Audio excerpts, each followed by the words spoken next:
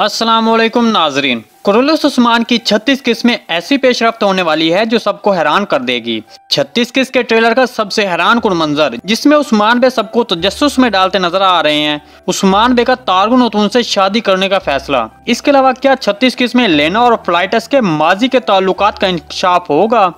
आज की इस वीडियो में हम आपको ये बताते हुए तजज़िये का आगाज करेंगे कि माजी में लेना और फ्लाइटस का ताल्लुक कैसे मंजरेआम पर आएगा। दूसरी तरफ उस्मान बे, दुंदार बे और सौची बे को किला कुलजा सार से कैसे निकालेंगे। क्या यौलिक अरसलान उस्मान बे के साथ किले पर हमला करेगा। उस्मान बे ने शादी का फैसला क्यों किया, जबकि उस्मान बे को लेना तो उन पर शक था कि ये गद्दार है। क्या ऐनकोला फ्लाइटस को मार डालेगा।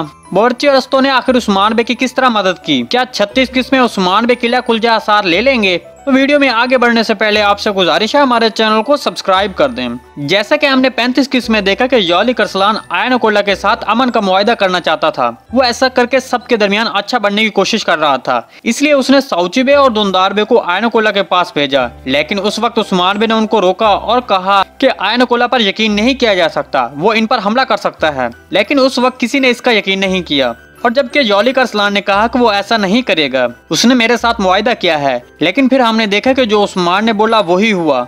इसके बाद उस्मान नए आने वाले सिपाही की मदद से पहले कराचाइसर किला और फिर सौची बे और दुंदार बे को बचाने में कामयाब हो गया। अब यहाँ पर अहम बात के उस्मान बे इस किले से कैसे निकलेगा। वो वहाँ पर बड़े तेल के डब्बों को आग लगाएंगे और धुएं के गर्दो गुबार में वो यहाँ से निकल जाएंगे।